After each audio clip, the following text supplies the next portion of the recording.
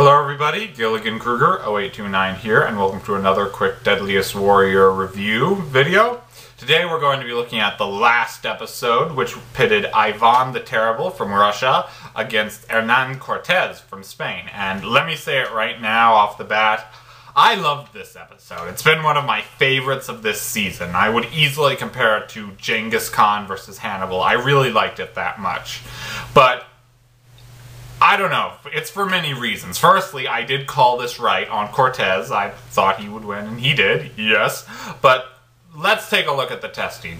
We'll start with the long-range weapons, and I thought the arquebus was going to dominate here, because when I saw it in the first 15 minutes of the episode that was uploaded on Spike.com, I was extremely impressed that it could actually kill two birds with one stone and could pierce the neck on the other one. So I thought, there's no way, even with the horrible reload time, that Ivan's weapon would probably have an even worse reload time. But let me say I was 100% incorrect.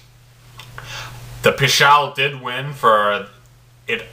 Also impressed me a lot, let me put it like that. It also hit two birds with one stone and hit the back pretty easily. But the thing was, it had a faster reload time, almost 22 seconds faster. So for that, I definitely understand that the Pishal was the better weapon, so it got the edge.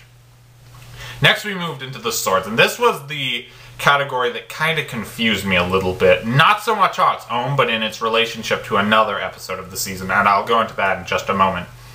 We had the Sablia Saber on the side of Ivan, and the Espada Ropera straight sword on the side of Cortes. And you can see in the opening bit of this season, you have a clip of the Sablia and the Espada Ropera being used. But I thought that the Espada Ropera would win overall after not only seeing it cut through that pig, but since these were similar swords to the Cavalry Saber and the Kalishmard from Washington versus Napoleon, another one of my favorite episodes, believe it or not.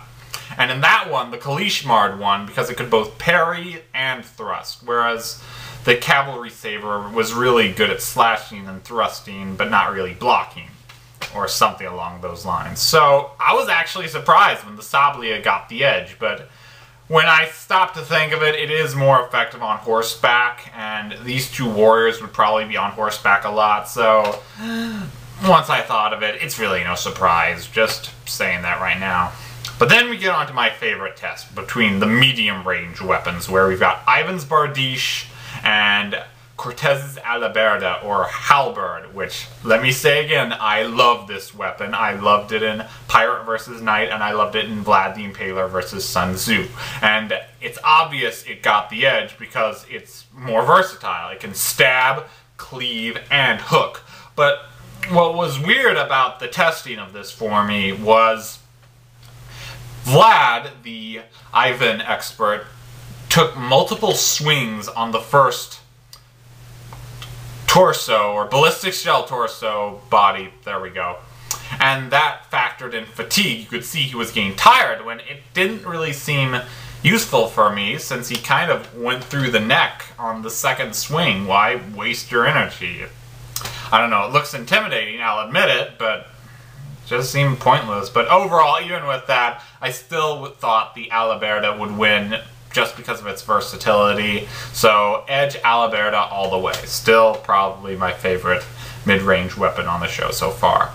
But what won Cortes this were the X factors, because he was more sane and he could command his troops better. And that's what I liked the most about this episode, was for the fact that this was actually determined by the X factors and not the weapons, which was a big issue I had with Roosevelt versus Lawrence of Arabia. I'll try not to bring it up too much, but yeah, so again, the end of it all, Cortes was more sane and he could control his troops better, so that's why he won, at least according to the experts. And I'm very happy about this. I wanted Cortes to win all along, and now I got my wish. So again, a very good episode. Check it out. It definitely makes up for Roosevelt versus Lawrence, which I still disagree with, but again, I really liked it. One of my favorites of this season so far. And in fact, we have another really good episode, I think, coming out this Wednesday, which is going to pit Pancho Villa against Crazy Horse.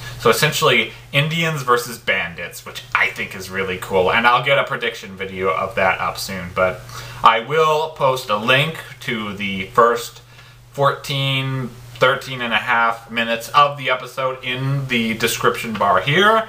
And I look forward to reviewing it and giving my opinion next week. So, until then, peace!